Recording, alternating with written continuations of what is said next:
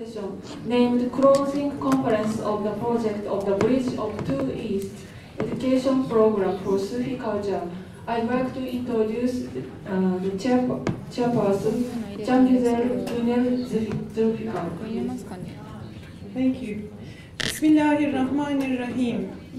Asking guidance and help of Rabbul Mashriqain wal Maghribain, we reached the closing conference of the project The Bridge of Two Easts, which was named after the Quran verse from Suratul Rahman 55:17, Rabbul Mashriqain wal Maghribain.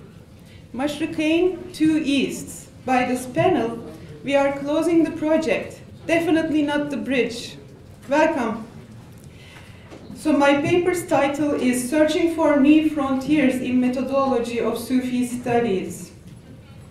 I would like to begin my presentation by explaining a hope, a wish that regarding the related units of the four universities, the University of North Carolina at Chapel Hill, Beijing University, Üsküdar University, and Kyoto University, which have been involved with Islamic and Sufi studies so far, might come together to create collaborative programs.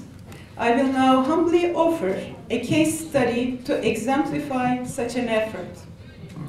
In Japan, the Kenan Rifai Center for Sufi Studies at Kyoto University was inaugurated in March 2016. Professors Kosugi, Imamatsu, and Tonaga were interviewed following the opening ceremony of the Kenan Rifai Center.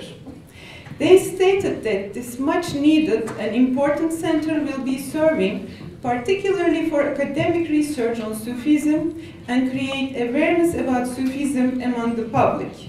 According to their accounts, in Japan, there are studies of Ottoman history, but Ottoman thought has been very much neglected. They hope that the center will be hosting exchange faculty and students from around Japan and the world to allow mobility and visibility to open the gates for much promised works that has been long awaited.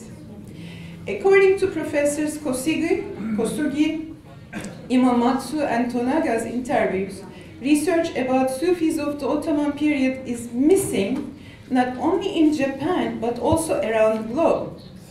Thanks to the bibliography of Sufism, Tariqa, and Saint Cult studies in Japan, edited by Professor Yasushi Tonaga, which are provided in the black bags for all of us, we are learning that since the early 1900s up to the present day, there have been over 1,000 works on Sufi studies published in Japan.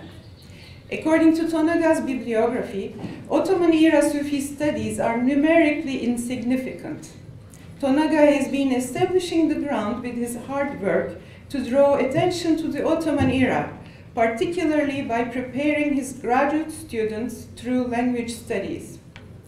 Upon the establishment of the Kenan Rifai Center for Sufi Studies of Kyoto University, there was consensus on three purposes of the center: introducing the works of Sufis in the Ottoman era to Japanese academia, faculty and student exchange, and translation studies of works on tasawwuf. Based on those main purposes, a project was constructed and submitted for a funding contest, the project of The Bridge of Two Easts Education Program for Sufi Culture, planned to operate for a year, beginning from September 2016 to October 2017. The Institute for Sufi Studies of Üsküdar University, Asafas of Kyoto University, and Kerim Foundation designed the project of the Bridge of Two Easts Education Program for Sufi Culture. The project was partially funded by a grant of the Turkish Republic Prime Ministry, Presidency for Turks Abroad, and related communities. The Bridge of Two Easts Education Program for Sufi Culture project set goals to take action in the scope set out for the center: scholarly exchange, intensive education program for postgraduate and graduate students in Istanbul, and plan of the translational works of Sufi texts. The aim of the project is to enhance cultural and academic collaboration by uniting the available academic and research facilities of Turkey and Japan. The project is based on three main phases: Istanbul meeting, fellow researchers' education program of Sufi culture and literature in Istanbul, and this closing conference. The Istanbul meeting involved the first opening symposium, which was held in Istanbul on October 22, 2016 at Üsküdar University, hosted by the Institute for Sufi Studies. The Bridge of Two Easts education program for Sufi culture opening symposium had 3 Japanese scholars visiting us in Istanbul. Following the symposium, a workshop about structuring translation work on Sufi texts in Turkish and Japanese was held. Based on this workshop, it was clearly stated that translation studies should be done in several ways, from original language to original language, from English to original language, and original language to English. So far, the absence of language knowledge caused both Turkish and Japanese works on Sufism to be unnoticed around the world. However, when there's a source translated into English and made available, that opens up a dual benefit for these understudied language audiences, and an interest emerges. By this way, the ground for academic capacity and advancement is fostered. The commonly agreed outcome of this workshop was to translate predetermined works in 3 different ways collaboratively. For practicality purposes, translation efforts will begin with works that are already in English. One of the remarkable presentations of the workshop was about Professor Tonaga's recent publication of the edited bibliography of works on Sufi studies in Japan. This inventorial work idea was stimulated by the agenda of the project. The above-mentioned bibliography by Tonaga is considered as a guiding map for future studies. By this way, the rich collection of Japanese works by Japanese scholars on Sufi studies will hopefully be revealed. The first Istanbul meeting prepared the grounds to plan for the intensive education program for research fellows, and as well as this symposium and this project closing conference program. We were reassured of the benefits of getting together and having the in-person meeting opportunities. The second step was the 5 weeks long, 180 hours education program in Istanbul, which became the heart of this project. Japanese postgraduate and graduate students from both Kyoto and Tokyo University came to Istanbul between January 22 and February 28, 2017. We offered close and distant reading studies of Ottoman Turkish Sufi texts, Sufi thought, Sufi history, and literature. The program was further supported with Ottoman Turkish and introductory Turkish language classes. We introduced Ottoman Sufi studies based on Ottoman civilization, history, and culture to our guest students. Methodological approaches were explored by emphasizing the place of Ottoman views on Sufi thought. All these studies were done by selected examples from Ottoman Sufi literature. There have been mutual learning moments throughout the program. The faculty, with their class hours and contents, offered valuable insights to the participants. Finding the participant students highly qualified enriched the program, we must acknowledge their personal enthusiasm and Professor Tonaga's excellent tutoring in their preparation. Such an intensive program, to our knowledge in the Sufi studies field, is a pioneer program with a thematic setting offered to international graduate and postgraduate students, specifically dealing with primary sources to analyze and evaluate for further understanding. It is well known that there have been exemplary education programs offered by the National Endowment for the Humanities of the US. For example, the NEH Summer Institute offers an education program on Islam in Asia, Traditions and Transformations, which will be taking place this coming summer for college and university professors. Another example would be the Cape Town, the Colonial Struggles and Liberation Theologies, that will be held by the Critical Muslim Studies of the University of Johannesburg in January 2018. The program is targeted for advanced undergraduates, graduate students, early career scholars, as well as working professionals and activists. We may give a few more examples of such education programs. but there are not many that are quite as immersive or on location as the Bridge of Two Easts. What kind of approach shall be taken has been our main question. Dear professors, dear attendees of the symposium, my purpose here is not to prescribe an authorizing discourse. Professor Çetik, in his keynote speech at the opening ceremony of the Kenan Rifai Distinguished Professorship of Islamic Studies at Beijing University, referring to the late Professor Schimmel, stated that about 2 decades ago, when they were invited to evaluate a program in Islamic Studies at a major American university, in her team's final report, they wrote that the program was a wonderful program with great strengths in language, literature, history, anthropology, political science, and a number of other disciplines. However, nothing was being taught about the religion Islam itself. Secondly, Professor Ernst highlights the fact that while teaching Islam, there is a certain Orientalist bias towards the, quote, existing current dogmatic piety, usually called as revival or reform of the Muslim faith, end quote. I think Islamic studies in academia focus too much on the revivalist movements which diminished Islam to the rules of fiqh at the expense of Islam's universal ahlak, which is embodied in Sufism. Today, more than ever, we need to attend to the ethical dimensions of Sufism more than political pundits of Islam. Agreeing with Çetik, I would like to expand this argument that teaching Islam should include Sufi worldview and ahlak, ethics. I also think that in order to teach Sufi irfan, theosophy, it is important to look at its manifestations in everyday life. Sufism's cultural and ethical dimensions in social life entail a comprehensive field of interest regarding Turkey's historical and cultural structure.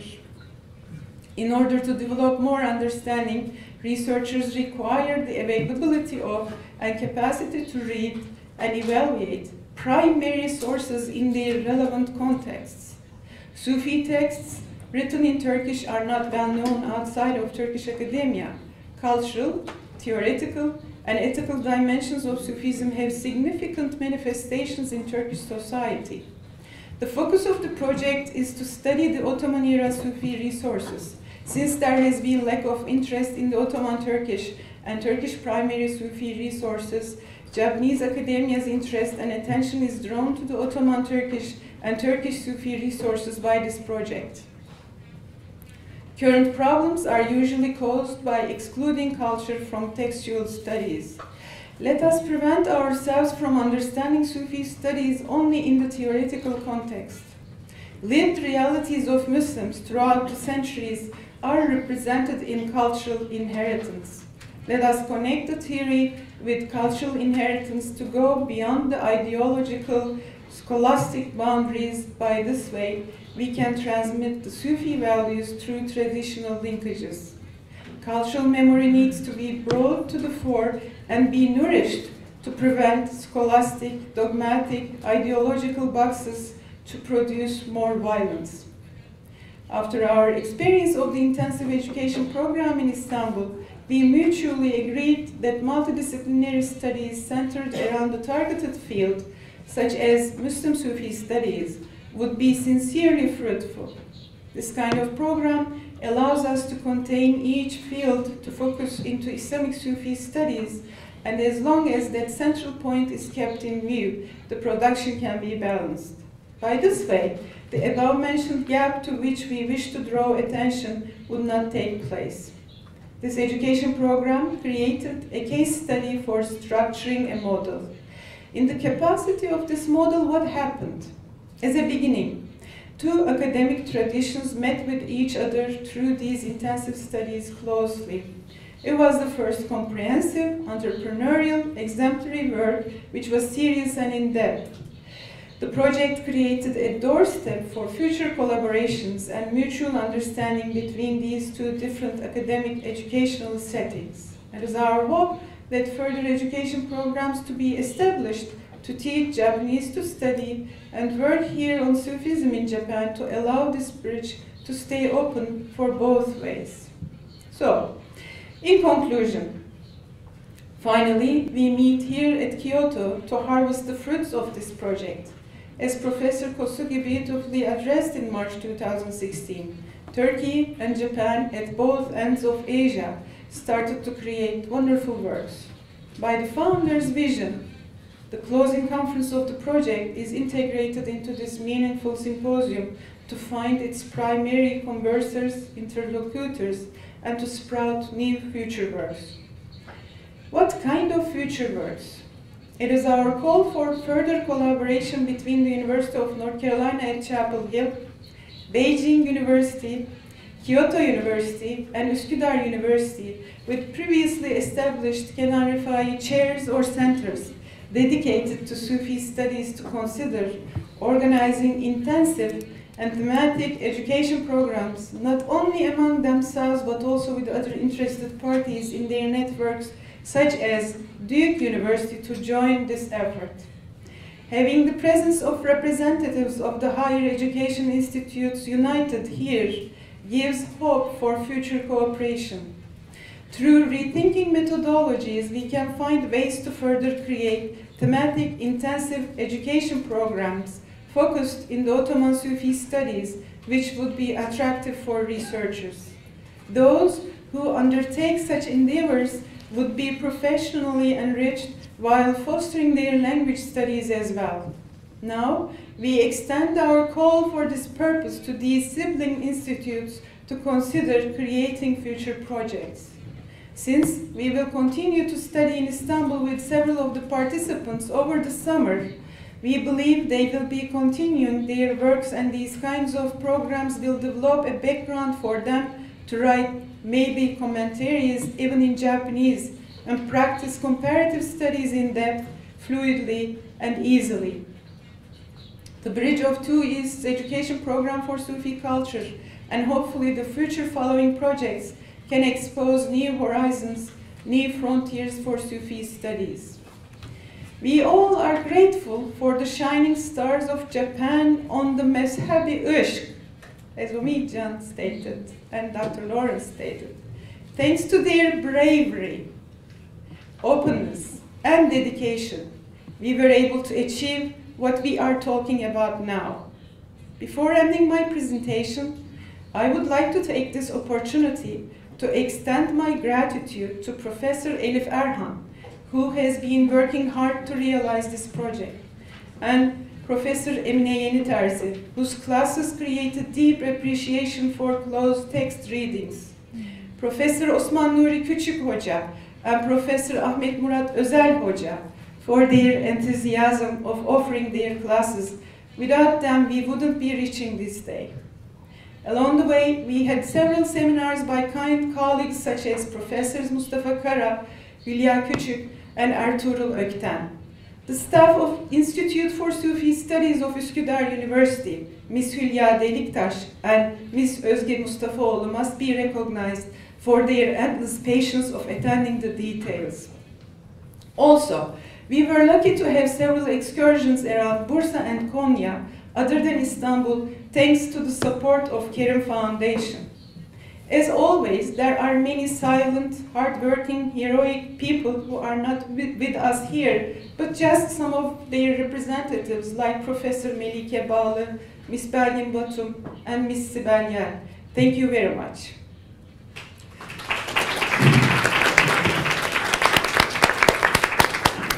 Needless to say, if Ms. Cemal Nur Sargut's vision was not adopted by Karl Ernst, Sachiko Murata, and William Chittick, Du Weiming, and Yasushi Tonaga, none of us would be here today. Thanks for opening and paving the ways for us. Sincerely and gratefully, now I am turning the mic to our shining stars on the Mezhebi Ishq. Please join me with a round of applause from all of you.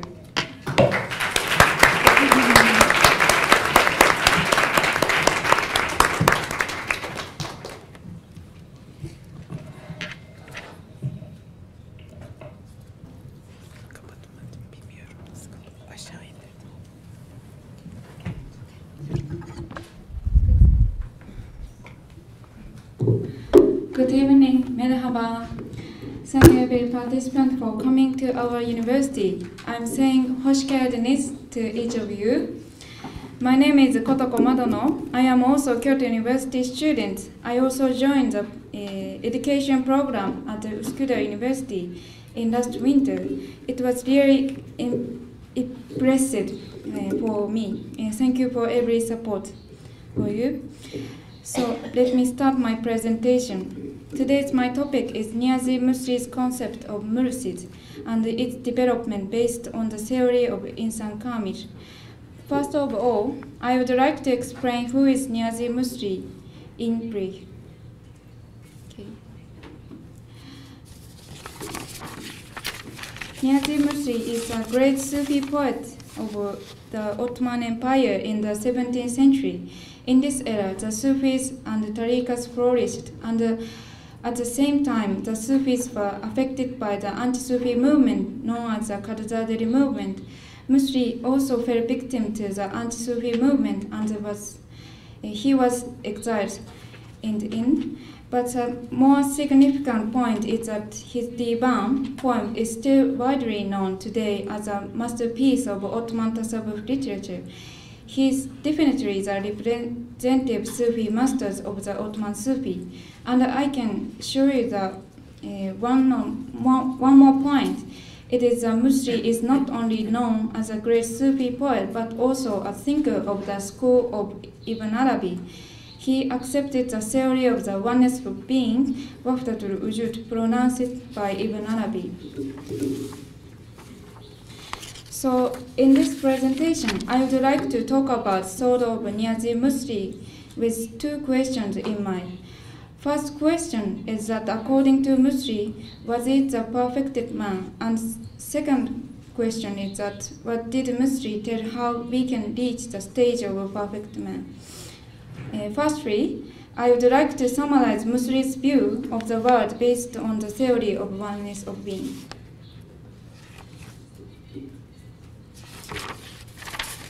In his one of Risala's treatise of the unity of existence, Risale-i Wahdatul Wujud, Murshid describes his ideas based on the theory of the oneness of beings with quotations from the Quran and some hadiths with Ottoman Turkish. For example, he mentions the famous hadith, a believer is the mirror of a believer, al-mu'min mirat lil-mu'min. This hadith usually seems to imply that a man has to learn from the behavior of other men, and so he must follow the good deeds of others and not their bad deeds. Also, this is a generally accepted meaning of the hadith. Murshid explained it as follows.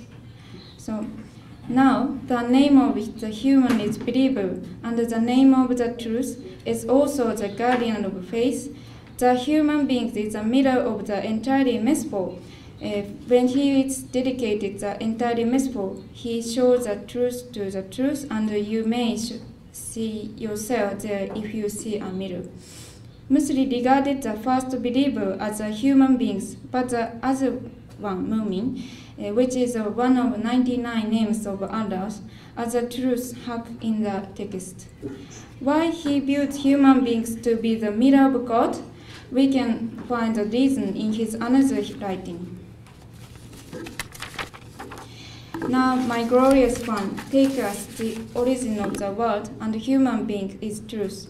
Look as follows, only the truth exists even before there was a world and human beings. All the manifested beings got manifested from the truth. He watches himself within himself.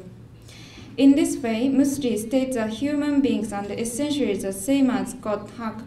According to his views based on the theory of oneness of being, according to Murshid's writing, human beings who become the mirror of God are men who reach the ideal state for human beings and the goal for Sufi disciples. Because according to Murshid, to know is to reach oneness and to attain knowledge and reach the goal. He explains the 3 steps as you see on the screen. First step is faith of ordinary people, Iman Abam.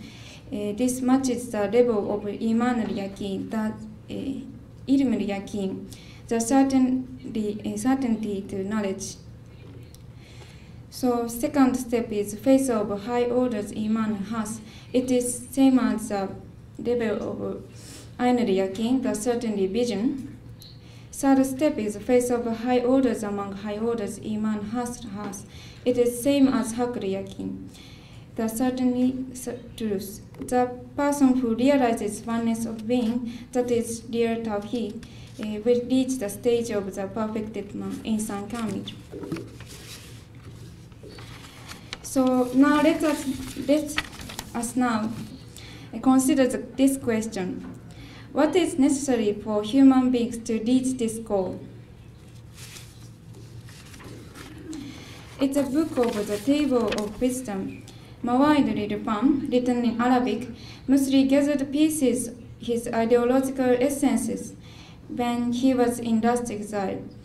In the chapter 3 of the book, Murshid used the example of the sun and darkness to explain the future of the true believer. The sun is similar to a believer who truly realizes God and professes the unity of God. He sees everything as it realizes, finds and watches right, which is God's wisdom, unity, faith, and witnessing in all of things. In this part, Murshid suggests that true believer has a virtue of positive thinking, husnul zan, and everything he sees is always shining by his illumination of true knowledge, like the sun shine light on everything. A true believer is similar to the sun. On the other hand, the ignorance is similar to darkness, who always sees the darkness in everything due to his own darkness. In addition, Murshid explains the path to become a true believer like the sun. It's the attribute comes to for a person only by purifying his inner heart, accomplished by teaching of a spiritual guide, who is perfected and makes the others perfect. He explains the importance of the spiritual guide, Murshid, for becoming a true believer, which is the middle of God, the level of high orders among high orders, and the perfected man on the goal of mystical path.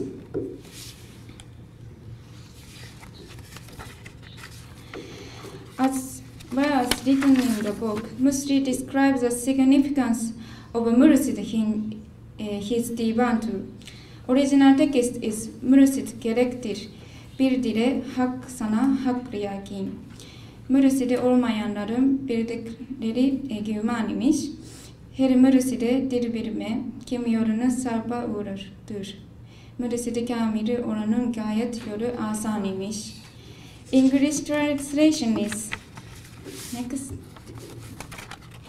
For the truth, known as the certainty of truth, Murshid is necessary. Knowledge of people without their Murshid is nothing more than conjecture. Never give your heart to all of who names himself your Murshid. They lead you to difficult paths. The way of the perfected Murshid is much easier. Murshid emphasizes the significance of Murshid in Murshid's discussions of the perfect man by saying that only Murshid who is perfected Kāmil and those who can make the others perfect Mukamil can provide guidance for people trying to reach the high level. Let's see the figure of Murshid based on Murshid views. There is a key to know what Murshid is like for Murshid. We can find it in his memories of his Murshid, Shaykh Sinan. Murshid has been wandering around many places in Anatolia and the Arabic world to meet a true master. Finally, he encountered Sinan. He is from Elmar city of southwestern Anatolia. Murshid has been with his Murshid for 9 years. After that, he achieved his mystical path. One day, Shaykh wanted Murshid to preach and advise people in his last days in Elmar, but Murshid could not speak any words.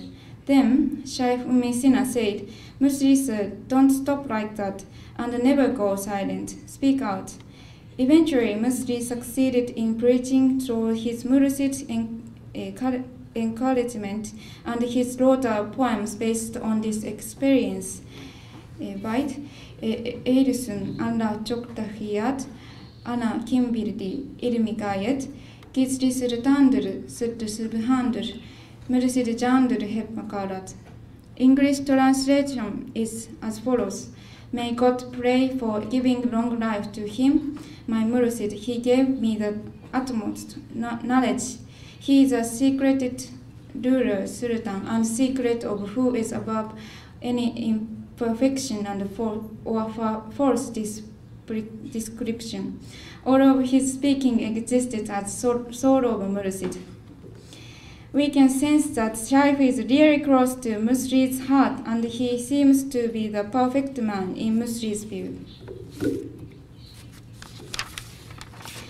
As a conclusion of my presentation, Murshid developed the concept of the perfected man based his theoretical worldview of the oneness of being. On the other hand, his view on the perfected man is closely related to level of knowledge or mystical path for reaching unity with God, Tawhid, with a practical approach.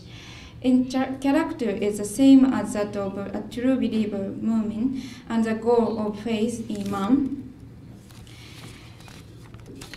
In addition, Murshid suggested that Murshid is necessary to become the perfect man, and people can attain the virtues a true believer Mu'min like the sun by guidance of Murshid, who is perfected and make others perfect. As I explained before, it seems that his memory with Shaykh Sinan connected his view on Murshid. We can find its effect on the theory of the perfected man. He is not only theoretical, but also practical being. Thank you for your attention. Dinlediğiniz için çok teşekkür ederim.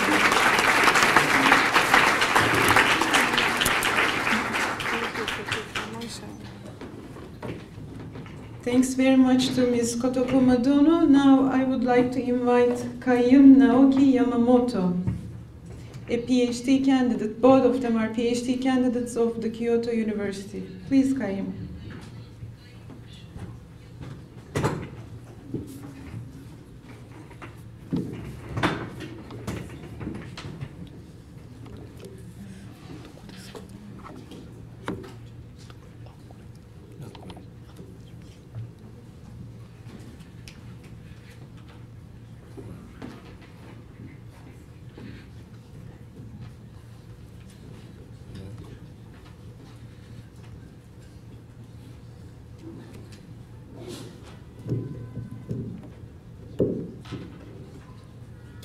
Can I start? Okay. Right. Assalamu alaikum wa rahmatullahi wa barakatuh. It's really very nice to meet you all, and also I'm very honored that you give me such a wonderful opportunity to have a presentation here. And before talking presentation, I would like to talk about myself first, because it's really related to the reason why I studied about Tasawwuf. I myself is also the Muslim, but I'm converted Muslim. I converted to Islam 6 years ago. And the reason that I converted Muslim was because I read the books about Tasawwuf. And before that, I feel the strong loneliness, and which this is actually the real problem for the youngster in Japan. But after I read about the book about Tasawwuf, that book, it really is the pain. And after that, I strongly feel that there is a strong value in Islam which can help the Japanese people to solve the problem that we suffer. But even so, there is a fact that when I study about Islam, there is also something which is difficult to accept. But when I always visit Istanbul, or when I always study about Tasawwuf in Turkey, I never felt that this is something which is alien to me. I always find which is really familiar, which is something I've been known for a long time. And this is why this education program is quite a wonderful memory and experience for me, because this education program, this education is not only ta'aleem for me, but this is also about tazkiyah and tasfiyah, to help my iman to grow up. And also, so this study about tasawwuf, no, don't clap, it makes me more nervous. But study about tasawwuf is not only academic endeavor for me, but this is really close to my heart. And I believe that the Sufi scholar in the Ottoman Empire also believe in the same way. And this time I want to talk about the one famous distinguished Sufi scholar called Ibrahim Haq Erzurum's Marifetname, which is one of the bestseller in the Ottoman Empire, and which is also enjoyed by the contemporary Turkish people. So since this Marifetname is considered as the book about Tasnif al-Ulum, the classification knowledge, before that I have to talk with a little bit more this kind of difficult academic introductions. So what is the classification knowledge in the Islamic intellectual tradition is that even before the Ottoman Empire, the Islamic scholar was always trying to classify what is the knowledge which is studied in the Islamic civilization. And those kind of knowledge is some of the knowledge which is related to Islam, but some of the knowledge which is not related to Islam. But they never reject the un-Islamic knowledges, but they always classify all the knowledges which existed in their contemporary time, and think which one is used for them and which one is not. Okay. And also the Farabi or Ibn Sina, Ibn Khaldun, these scholars, they wrote about books of classification knowledges, and these books influenced the Ottoman scholars as well. And one of the most important figures are the Ahmed Tashkapırzadeh and Katip Çelebi and Ibrahim Hakkı. So Ahmed Tashkapırzadeh Miftah al-Sa'ada is considered as one of the most important book of Tasnif al-Ulum in the Ottoman Empire, and so does the Katip Çelebi. And also, today I want to focus on the Ibrahim Haq Erzurumi's book, the Marifetname. And there is a reason. Because Marifetname is among the researchers of the Islamic studies, there is some kind of the arguments that should we understand Marifetname as just encyclopedia, or or it's more than encyclopedia? It should be understood as tasawwuf literature. And also, after defining what is the Marifetname, we have to think that what was the aim of Marifetname? Why did the Ibrahim Haq Erzurumi wrote this book for the Muslim? So what is the fruit of this book? So the method of studies is, in order to understand the characteristic of Marifetname, the useful way is the comparative studies. So in this presentation, I would like to introduce the two books of the classification of knowledges. The one is Tashkapırzadeh's is Miftah al-Sa'ada, and the second one, my important one, Erzurumi's Marifetname. So before talking about the Miftah al-Sa'ada, I want to introduce very briefly about the Tashkapırzadeh. He was considered as a prominent intellectual in the 16th century Ottoman Empire, and he himself was actually the sheikh of the Khalvati Tariqa. And the Miftah al-Sa'ada, this book collects more than 500 sciences and knowledges in the 16th century of the Ottoman Empire. And the method of his classification is based on the philosophical ontology. So he classified into these 4 levels and put every sciences which is related to these written words or spoken speeches or image in the heart or the actual being and the outer world. But not only he classified knowledges, but Tashkapırzadeh, he insists that the intellectual, the alim, should master the 2 methods.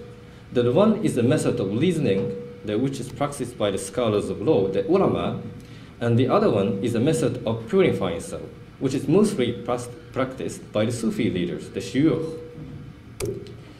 And he believes the ideal man is the Majma' al-Bahrain, the point where the 2 oceans meet.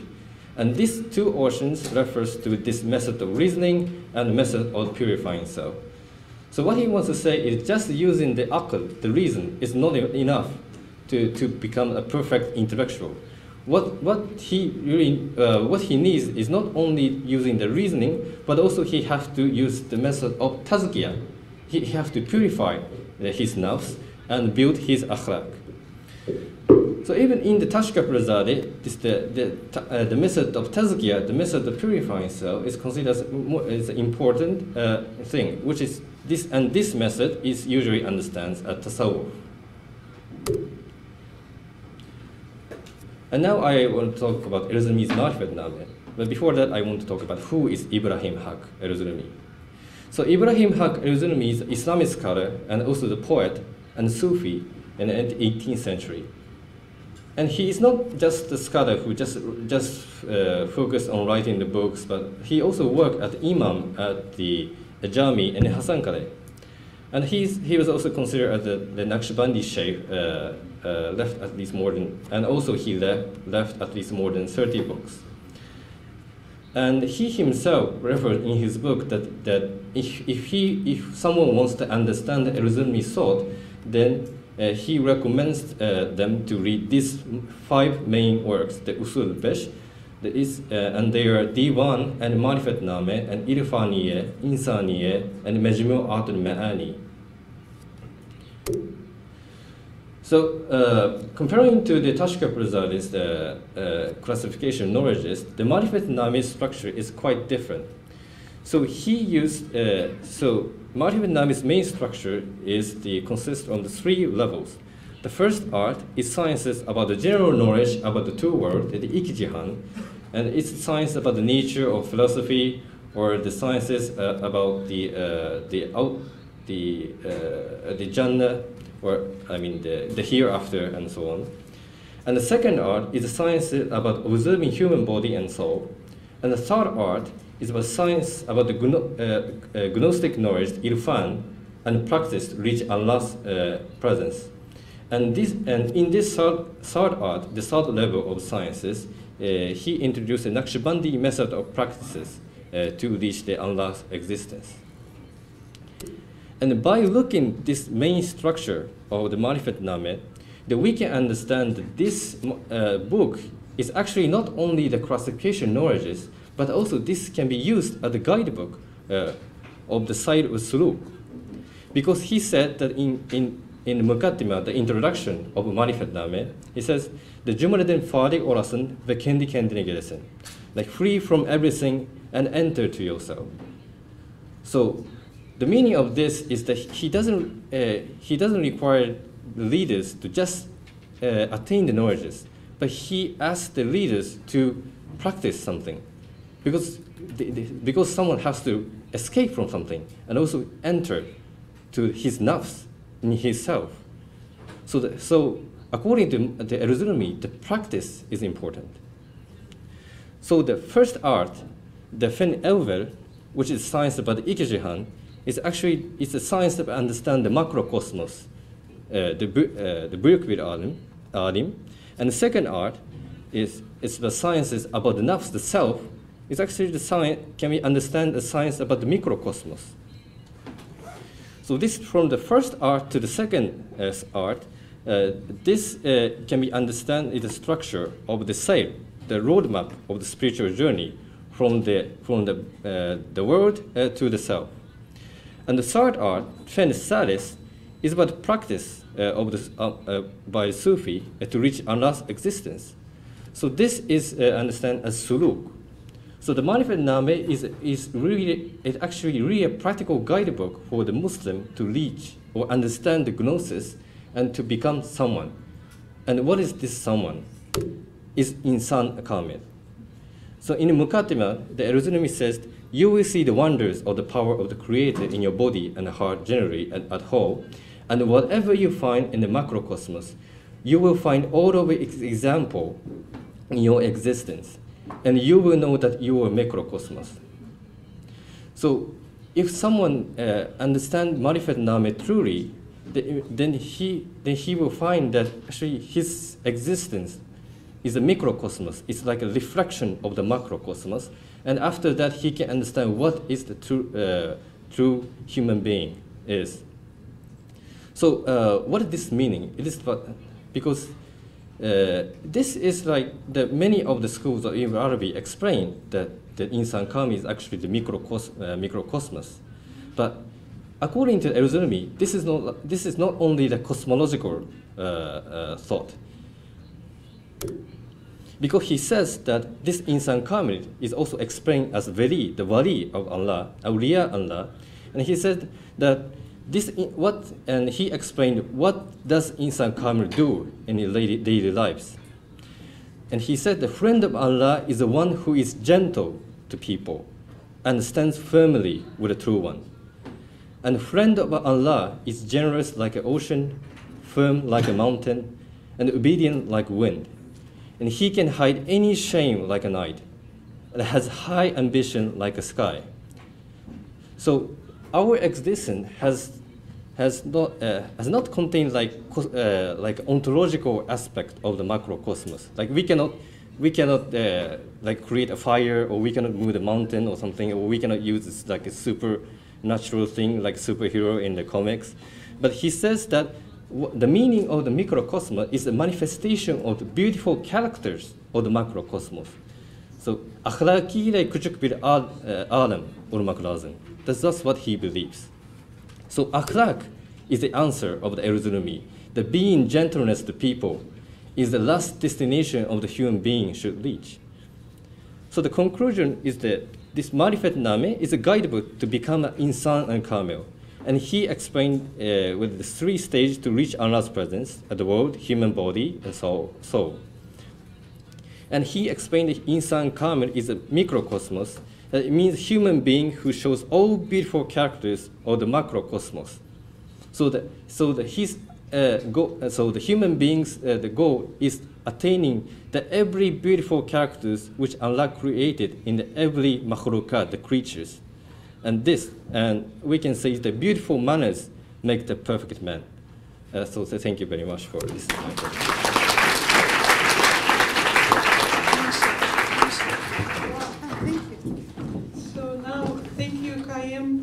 It is Kie Inoue's turn. Kie is from Tokyo University. She is about to receive her PhD and very dedicated student. I remember her from Rumi's shrine. When we wanted her to get out, she said she belongs there. She didn't want to leave. Thank you, Kie, for the Hafiz, by the way. Good afternoon, everyone. I'm Kie Inoue, a graduate student of the University of Tokyo. I major in Iranian Sufism, especially medieval period Iranian Sufism. And today I deliver my presentation about the theory of Sama in Ruzvihan Nebakri Shirazi. So now I start from introduction part of my handout. To reach their ultimate purpose of uniting with God, disciples of the Sufi path have to pursue ascetic practices. The contents of the practices vary according to each Sufi master or order, but almost all involve the important purification of the inner soul. In Sufism, Sufis appreciate not only the theoretical but also the practical aspect. In addition, this practical aspect of Sufism influences the formation of Sufi orders. Since the systematic ritual structure assists the disciples of the Sufi path, who aspire for a deep understanding about God in this world. This study focuses on the theory and practices of the Sama in the Sufi path in Ruzvihan's thought, and focuses on the relation between theory and practice in the Sufi path in his text. This study further explores the influence of his theory in forming the order that is briefly compared with the theory and practices of Sama in Rumi's text. Chapter 1, the theory and practices in Ruzvihan's text. The fame of Ruzbihan Bakri Shirazi as one of the intoxicated type Sufi, such as Mansur al-Hallaj, Ayn-Nuqdat Hamadani, and Ahmad Ghazali, is derived from his representative masterpieces Sharh-e-Shathiyat and Kitab Abhar al-Ashiqin. Indeed, he is also known by the name Master of Ecstatic Utterances for his Sharh-e-Shathiyat, in which he collected many ecstatic utterances that are attributed to previous Sufi masters. However, among Ruzbihan's oeuvre, there are some textbook-like works that were written to preach the Sufi path, especially to educate the novice of the way. The master of ecstatic utterances had organized a Sufi lodge in his hometown of Shiraz, and he had preached sermons in a mosque for 50 years. As a religious scholar, Ruzbihan wrote his Mashrab al-Arwah and Risalatul Quds for teaching the meaning of the Sufi ascetic path and Sufi terminology to his disciples. He states the following in the prologue of each book. I skip the quotations below. Thus, Ruzbihan declares that his writing aims to teach the Sufi's path to the novice as he launches into an explanation about the ascetic way. In Mashrab al-Arwah, Ruzbihan divides 1,000 mystical stations into 20 chapters, and in Risalatul Quds, he chose 12 topics for the Sufi novice. The topics that he selected for the both books are almost common. At the beginning of both books, Ruzbihan treats practical and traditional topics in Sufism, such as station of asceticism or station of silence. He describes these traditional practices stations rather concretely.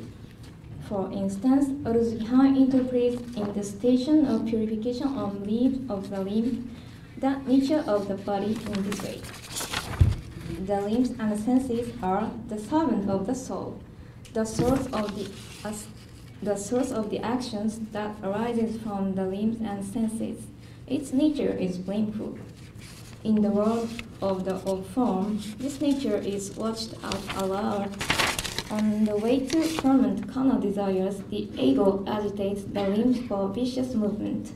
The ego attracts the limbs to the carnal material just like a thief. Thus, Ruzbihan warns disciples of the vice of a carnal soul, while revealing his scholarly aspect. To disconnect profane things is a very start of all Sufi disciples, and traditional way of practices that all precedent Sufis stressed. Despite Ruzbihan's starts with very traditional primary issue, the explanation in the latter part of both textbooks gradually become vague because they are based on the spiritual visions. Chapter 2. The theory of Sama in Ruzbihan's text. The station of Sama is situated in the middle of both books, so that Ruzbihan's description of Sama begins by being specific but then becomes abstract. Firstly, Ruzbihan explains the effect of Sama as follows. Sama ventilates a series of thought that is a burden of a human being, and Sama stimulates human nature, and Sama triggers mysteries of Lord. Sama makes some people confused since they are not perfect. However, for some people, Sama is admonition since they are perfect. They should not hear the divine voice because they live instinctively with a dead heart. If not, catastrophe will occur on them. But the people of good heart, as the learning this way, become the hearer of divine voice inevitably through their souls. They enjoy the 100 delight in the Sama, and each of that delight could elucidate that divine knowledge. Ruzbihan suggests that there is distinction among people when it comes to hearing the divine voice. According to his explanation, those who can hear the divine voice have a good heart. In addition, Ruzbihan explains that to experience Sama, the seeker of the path to God must keep weak the carnal pulse and pursue brilliance by ensuring the pureness of his faith. It seems that Ruzvihan's opinion about Sama is very reasonable and practical. Indeed, his writing about Sama follows some traditional Sufi manuals such as al-Sarrazi's Kitab al-Luma and al-Kushairi's al-Risala Kushairiyya. As indicated above, at a glance, Ruzvihan describes Sama as one of the stations and practices of Sufi path for all disciples. However, in fact, his Sama theory means purely hearing divine voice as a mystical experience rather than Sama as a practice. Despite, until his lifetime, the way of practice of Sama was fully established, Ruzvihan keeps traditional meaning of Sama that to hear. Therefore, his Sama theory is limited to the special individual who could experience mystical phenomena. In addition, in Ruzvihan's theory, it seems to this special human is included in the people who are related to God's love. This truth is not clear except for the people who has the power of Ishq. That Sama is God's Sama, Sama is from God, Sama is about God, Sama is in God, Sama is with God. In the feast of Ishq, the hearer of Sama and speaker is one. The path of true Ishq exists with Sama. In the above quotation, Ruzvihan stresses the relation between Ishq and Sama, and it seems to accord priority to the people of Ishq concerning the experience of Sama. According to Ruzvihan, to experience the Sama, it is important whether one was chosen or not by God in the primordial past. God chose their special people's spirits for manifestation for his essence, and he situated all of them in the light of his attribute and his essence, and he made them lover of his beauty and magnificence. And then they heard his special voice with affection ascending the mystical stations. In this world, this ancient voice of God is remaining in each sweet witnessing. Therefore, they identify when they see a beautiful vision or witnessing or smell a fragrance as a primordial divine attribute and hear the divine voice from it. Those who experience Sama remain the chosen people and possess the memory of the beauty of God and the fascinating voice of God in this world. When the chosen ones hear the voice of God, they are prompted to return toward God and annihilation occurs. Because of hearing this voice of God, some of them are too fascinated to utter ecstatic words, such as I am the truth or glory to me, unconsciously. Thus, Ruzvihan concludes his arguments of Sama with the ecstatic word of Hallaj and Bastami. Despite addressing all pupils of Sufism, he thinks that Sama is acceptable for the people of Ishq, but that it is forbidden for the normal people. After the Sama and Fana, for the people who are sincere in their love, the next station of survival is one that causes melancholy. The people who love God aspire to meet and touch God, and to lament the pain of their broken heart.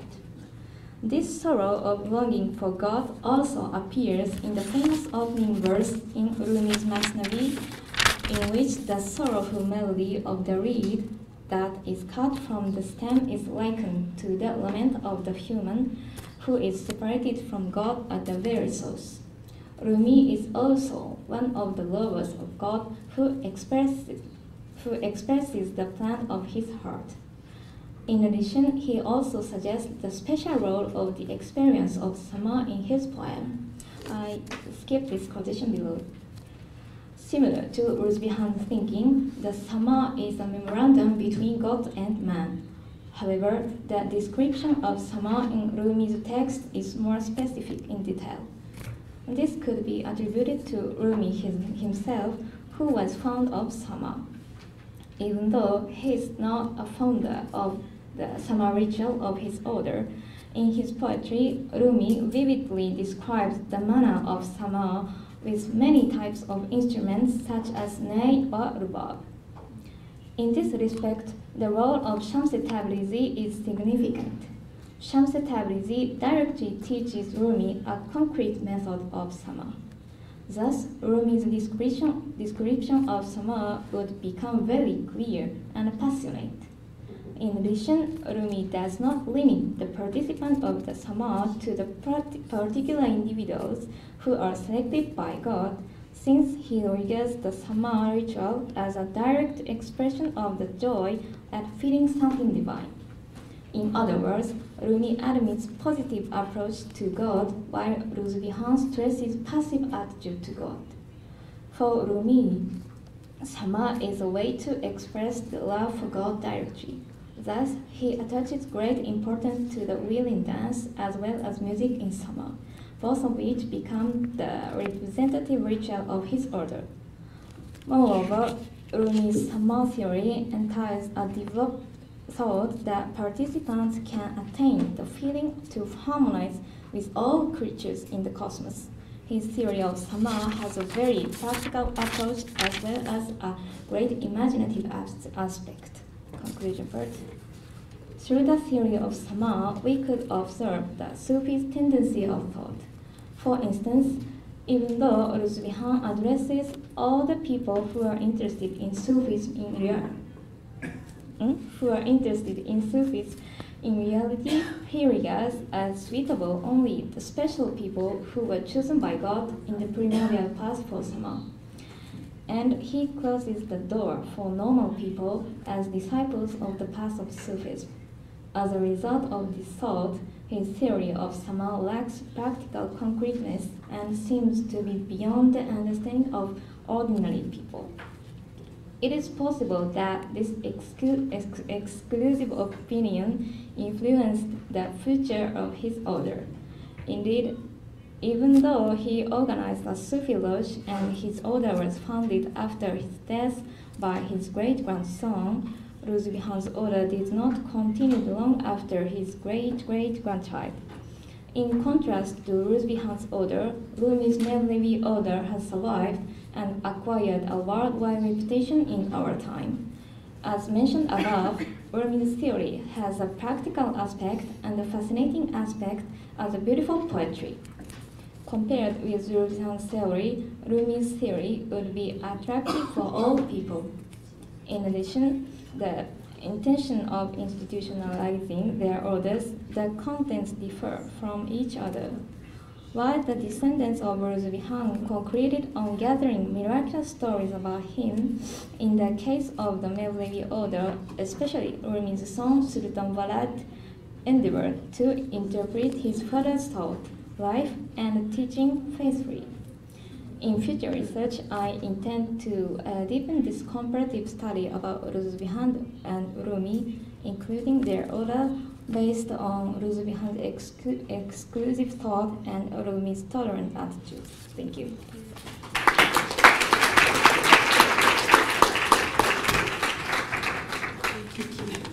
Thank you very much, Ms. Inoue. And now we have Dr. Makoto Sawai. He is a postdoctoral fellow at Kyoto University. Please, it's your time. Maybe. They are preparing for PowerPoint? Yeah. Okay.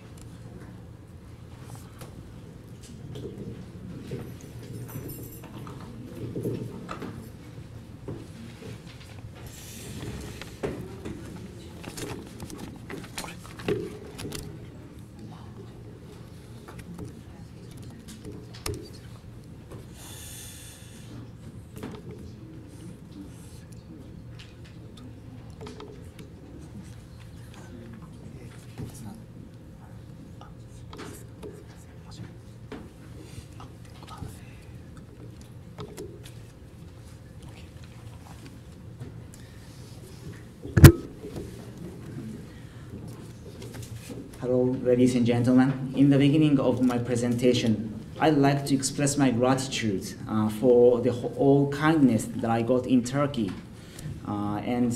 Today, I'm going to talk about the spiritual authority on Dawood Kaysari, titled Beyond Commentary, Dawood Kaysari's Spiritual Authority. Introduction. The idea of the perfect man, al-Insān Kāmil, is one of the representative ideas in the thought of Ibn Arabi.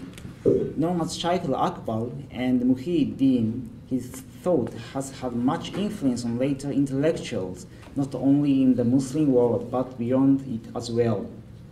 Ibn Arabi's Fusus al-Hikam, the vessel of wisdom, is regarded as his magnum opus and is attracted to many scholars in Islamic studies.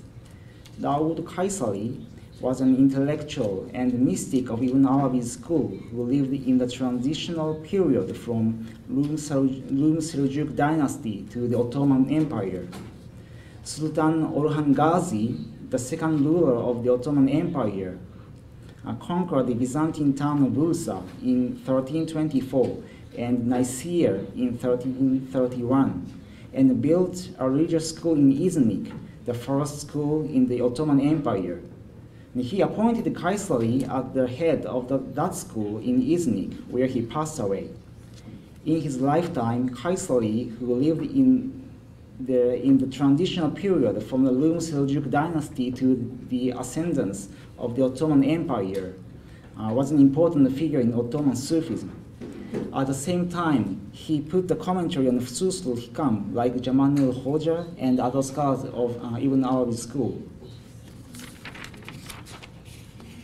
Today, in the Kaysari's introduction to the commentary of Ibn Arabi's Fusus al-Hikam and the commentary of Ibn al-Farid al-Qasid al-Ta'iyya, he discusses the subject of prophethood, risala, messengerhood, nubuwa, and sainthood, walaya, that Ibn Arabi articulate in Fusus al-Hikam and al-Futuhat al-Makkiyya, the Meccan revelation. By categorizing those terminologies into issues of spiritual authority, I would like to consider how Kaysari discussed them in his treatises and developed his own ideas on the basis of Ibn Arabi's school. 1. The perfect man as spiritual authority, prophet, messenger, and saint. It is possible to rephrase Ibn Arabi's idea of the perfect man expressed in Fusus al-Hikam as an issue of spiritual authority. Since God created Adam in his form and made him Caliph, Khalifa, meaning vicegerent, he is the perfect man who embodied the divine names and the divine presence. Adam, as a vicegerent of God, preserves secret knowledge of God, and with this knowledge he rules the universe as vicegerent, a substitute for God. According to Ibn Arabi, however, the universe cannot be maintained without the existence of the perfect man. It demonstrates that the end of the perfect man marks the end of this world and the beginning of the hereafter. Although Ibn Arabi does not clearly mention that the saint is the same as the perfect man, it is possible to infer that this relationship exists. Because Adam is the perfect man, his human descendants, like us, may also fill this position. A person who has hidden knowledge of God attains the degree of the perfect man as well as the deputy of the messenger of God, Khalifatul Rasulullah exoterically, and the deputy of God, Khalifatullah esoterically. After the death of the Prophet Muhammad, sainthood remained as a means for people to reach gnosis through the acquisition of knowledge. On the journey down the spiritual path, a wayfarer may become a saint, wali, who holds secret knowledge. Such a saint inherits the prophets and messengers of God and maintains the universe by preserving divine treasure. In other words, they are the perfect man as well as deputy. 2. Sophisticating the idea of the perfect man. The idea of the perfect man integrates divine realities full of the divine names. Kaysari defines that the essence with a specific attribute is called name. For a name is the named in the tradition of Ibn Arabi's school.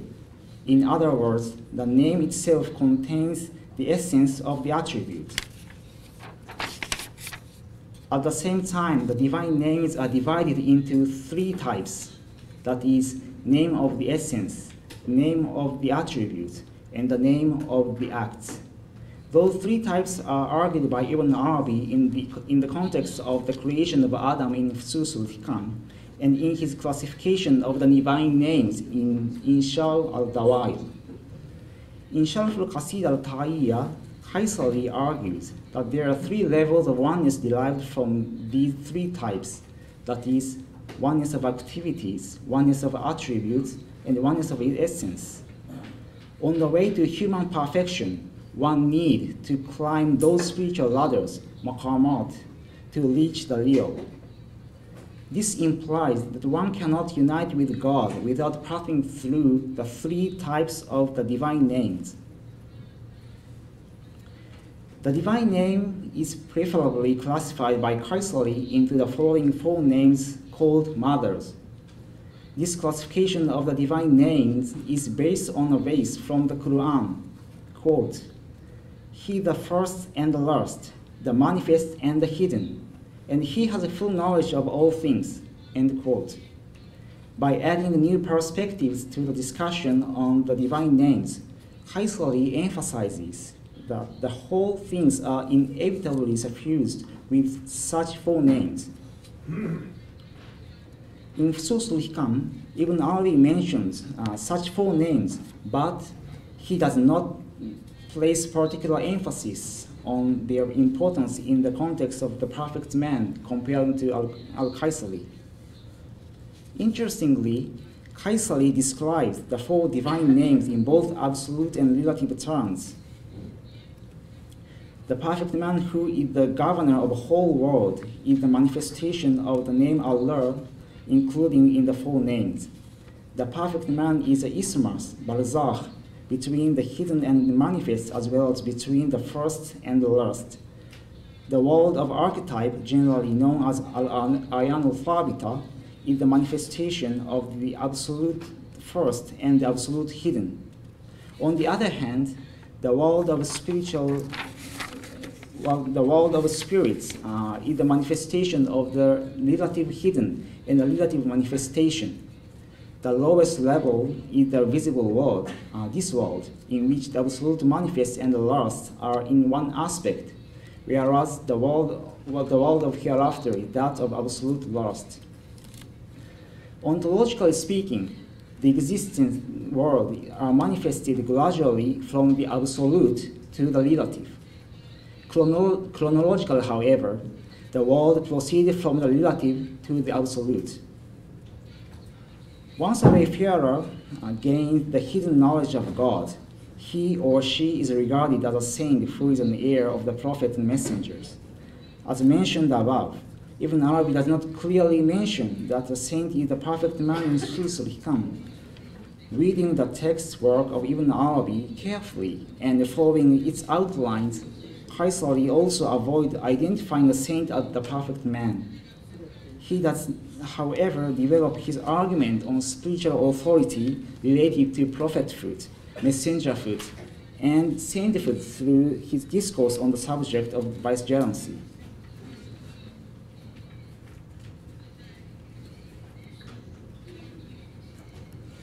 3. Adaptation of the concept of a saint as vicegerent.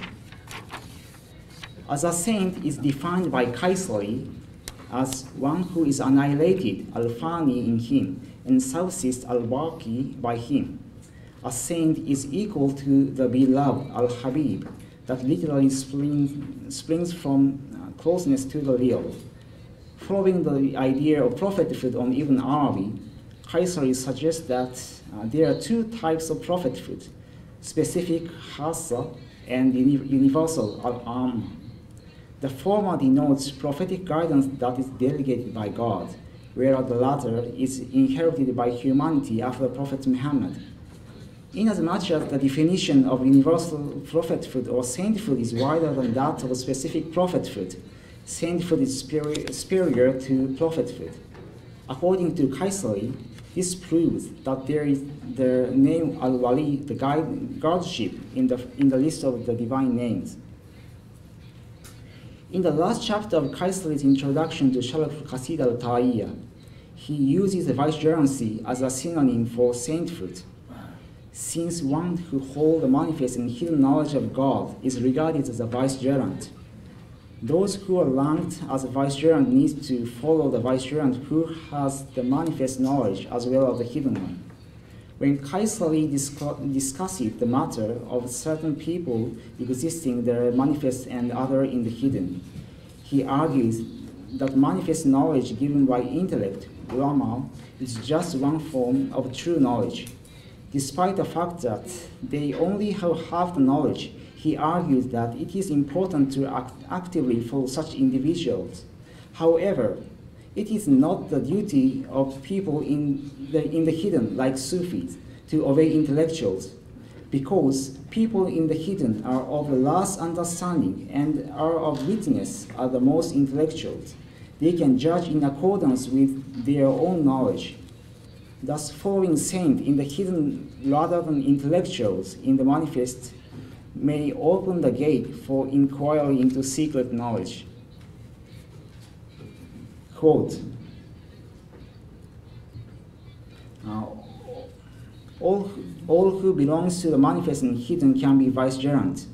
However, all vicegerent come under the governance of the vicegerent that is a knower of the manifest and hidden and is more perfect than all. Interestingly, Kayseri believes that the vicegerent that is knower of the manifest and hidden is more perfect than the regular vicegerent. In other words, the ideal vicegerent is required to preserve both aspects of manifest and hidden that are acceptable. Guiding people in the manifest, moreover, the vicegerent who knows the manifest and hidden can make various judgments for programs in schools to reach consensus, ijma' in Arabic. This is because the vicegerent can judge programs not through following the struggle, ijtihad, and the opinions of manifest intellectuals, taqlid, but through the divine witness bestowed from God. Quote, the perfection of this oneness belongs to the real through him, and thus belongs to the perfect man. The one who is perfect through witness, he is in the degree of unification of realistic and ontological existence. Thus, one who has a relationship with him is the most complete, and one who is close to him has access to oneness more than one who has access to typical witness.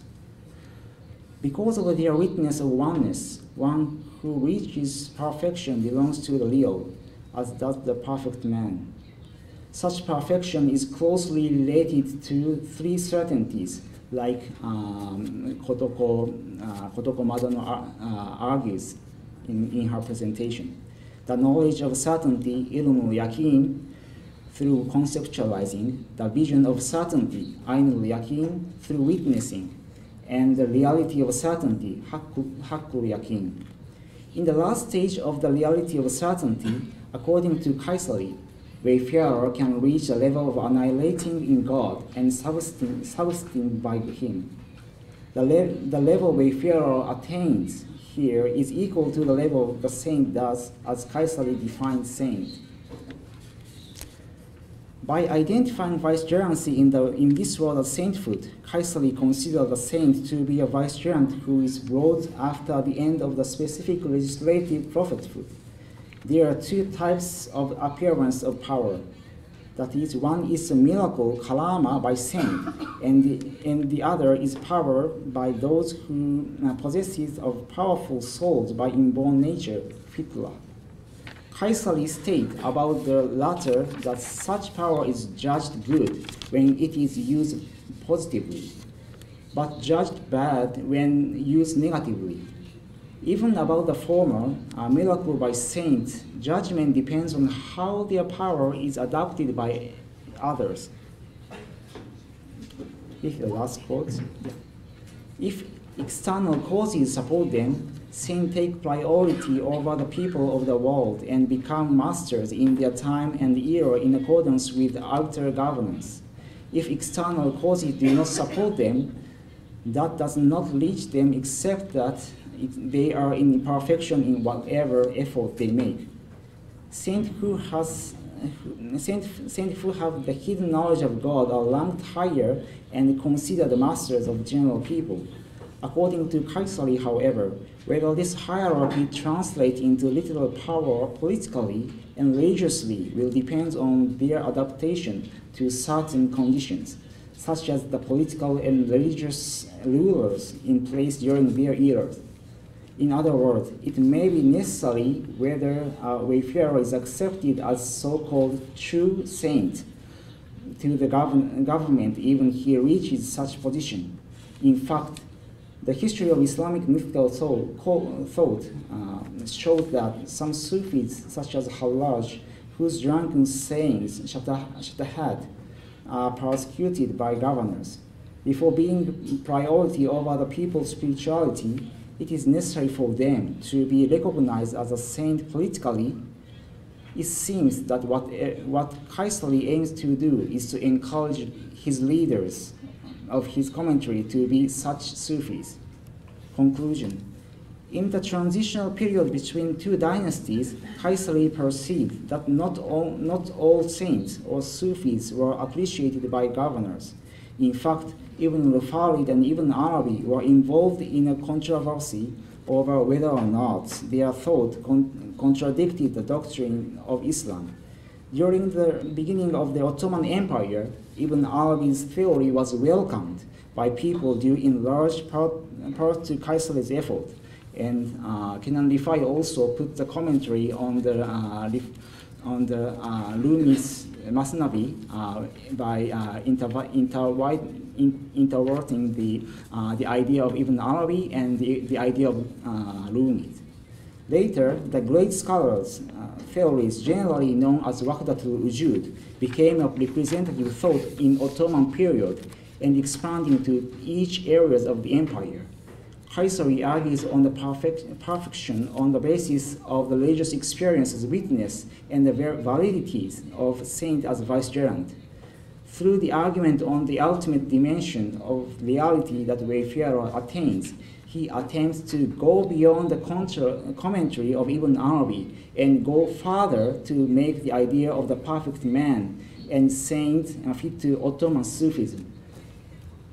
Çok teşekkür ederim.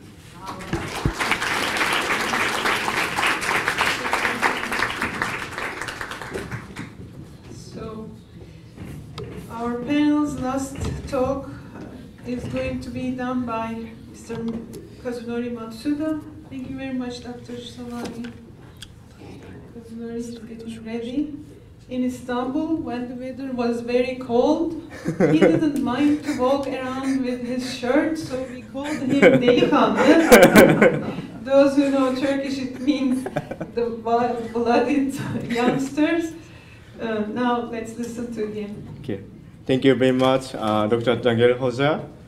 Good evening. My name is Kazunori Matsuda. I'm a PhD candidate of Kyoto University as a France.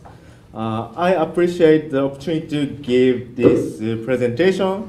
Today I'm talking about Maulid prose writing in Urdu by Indian Naqshbandi Mujahid Shah Ahmad Saeed.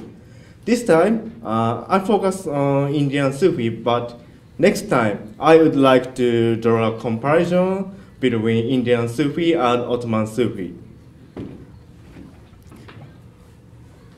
To begin with, I will provide background information on Maulid prose writing in the first half of the 19th century, South Asia. Next, I will show the life and works of Shah Ahmad Saeed, and after that, I will describing his Maulid prose writing in Urdu. Maulid, the celebration of the birth of the Prophet Muhammad, has been a topic of Islamic literature. In Ottoman literature, Mevlud Sharif by Suleyman Çelebi is very famous, and it has been a big influence until now. In South Asia, Maulid is one of the most discussed topics from 19th century. And it was featured in Persian literature until the 19th century. Maulid prose writing in Urdu were written from the first half of the 19th century, Islamic reformist scholars in South Asia started to write Islamic prose writing in Urdu. Is there any connection with two trends? So I set two questions.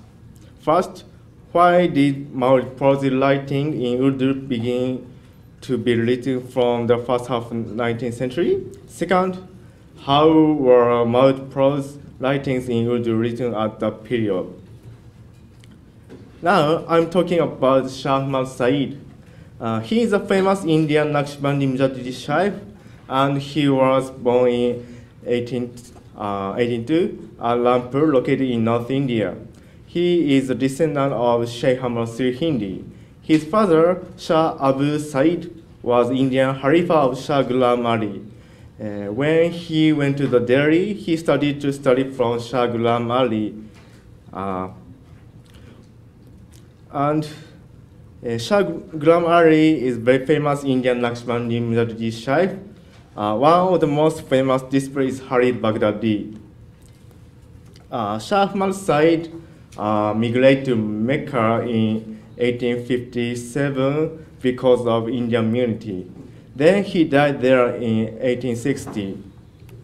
This is the silsila of Naqshbandi Mujahidi silsila, and this is also silsilas. Shah Ahmad Said wrote 4 Persian works, 1 Arabic, 1 Urdu work. His Maktubat in Persian is translated into Urdu and is published.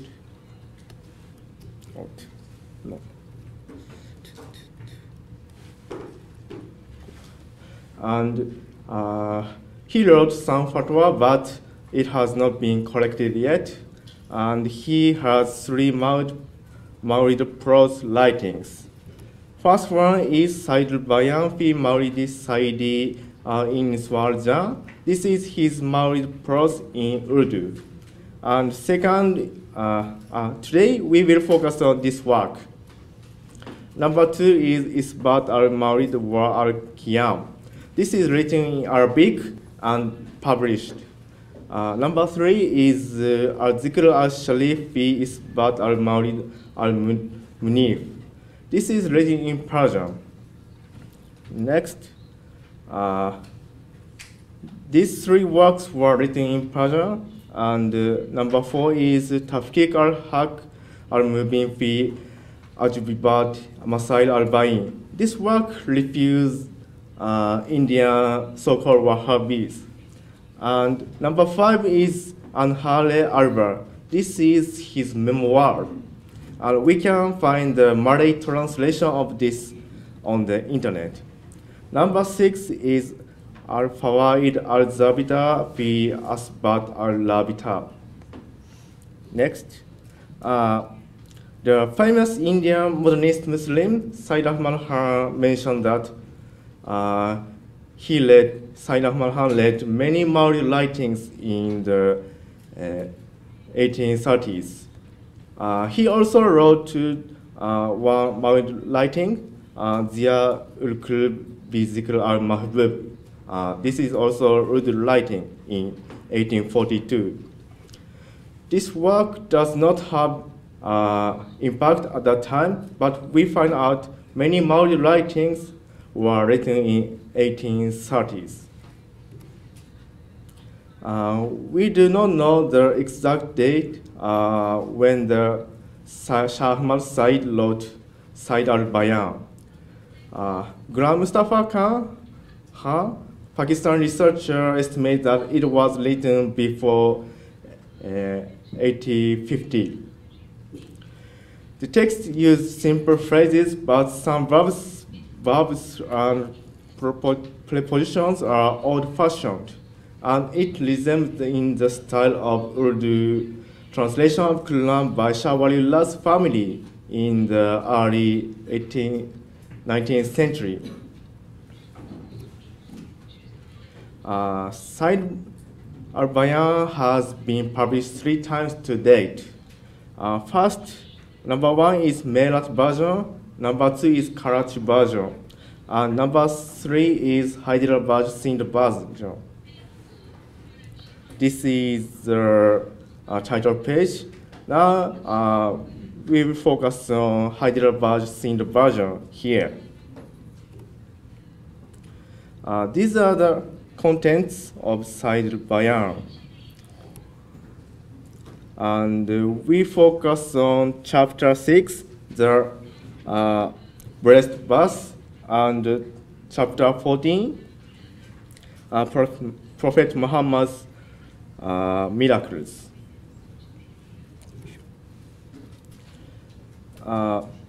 In chapter 6, he explains about the story of Prophet Muhammad's birth. Some verses like Ghazal, which composed by Amir Khosrow and Shah Rauf Ahmad Rafat Mujaddidi, were quoted. Shah Rauf Ahmad Rafat Mujaddidi was also Naqshbandi Mujaddidi Sufi, and he is minor Urdu poet. He is famous as the editor of Shah Ghulam Ali's Malfuzat and Maktubat. Shah Ahmad Said described the situation before and after Prophet Muhammad was born as follows. Persian fire, which had continued to burn for 1,000 years and was worshipped by Persian Emperor Kisra, and the people burned out. Next, in chapter 14, he wrote the story of the footprint of the Prophet Muhammad, Qadam Sharif. It is important object of pilgrimage among Indian Muslims. Then he writes about the scholars who feel annoyed with this custom. By the way, if you want this Qadam Sharif pictures, you can buy the shop near the Dargah of Nizamuddin Auliya in Delhi. Next, he lists about Qadam Sharif as follows. The very surprising thing is that the sect of Hadith scholars refuses the footprint of the Prophet Muhammad despite the claim of knowledge of Hadith. It is obvious that to refuse the footprint denies the faithful Prophet Muhammad's miracles. He thinks positively. Shah Ahmad Said thinks positively about the customs related to Qadam Sharif, which were criticized by Indian so-called Wahhabis. And Shah Ahmad Said refuses their errors. And the conclusion, number 1 is, why did Maulid prose writing in Urdu begin to be written from the first half of the 19th century? This answer is, Said Bayan contains the aspect of counter-view against the Indian so-called Wahhabis, and Maulid was one topic of polemics at that time. The scholars used Urdu in order to make more people understand these arguments. And the last, how were Maulid prose writing in Urdu written at that period? These writings, like Said Bayan, follow the traditional Persian literature. These are references. Thank you very much. Thank you for attention.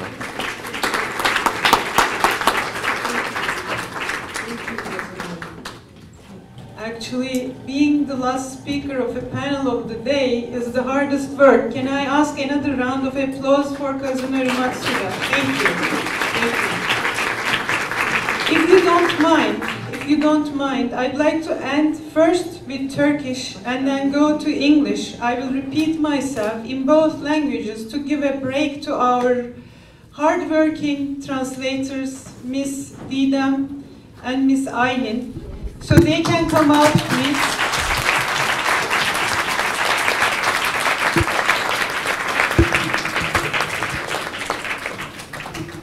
Bu paneli şu sözle bitirmek istiyorum. Müsaadelerinizle. Çalışmalarımızda yöntem ararken burada bu anda birleşmemiz Sufilerin dünya görüşünü ve ahlaklarını hatırlatıyor. İnşallah huzur-u ilahide, tevhidi anda yaşayanlardan olmak niyazımız. Kendilerinin bizlere olan güveni sebebiyle burada bugün konuşan bütün bu genç araştırmacı, akademisyen, kardeşlerim, arkadaşlarım, dostlarım olan ve hakikaten gönülleriyle beyinlerinin çalışmasını birleştiren gençlere çok müteşekkirim. Now it's in English. Benefiting from the moment and rethinking methodologies while unified here is just like experiencing the world view of Sufis, attempting to live in the moment and uniting ourselves in the unity of the divine presence, appreciating fully in the heart the hard work and dedication of our fellow colleagues. We now conclude the project, The Bridge of Two Easts, Education of Sufi Culture. May the bridges everywhere be in service for the Mezhebi Aşk. Thank you very much.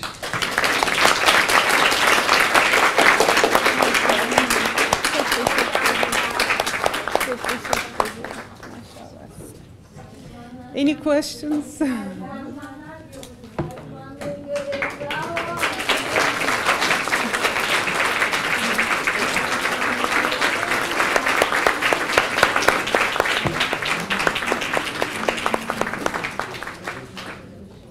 Might there be any questions? I can't guess. You guys are so tired. Yorgunsunuz ama soru var mı bilmiyorum. Evet. Teşekkür ederim. Efendim? Thank you very much. So they asked us, Kia, come for oopsies. Oh, thank you. For a picture. Yes, thank you.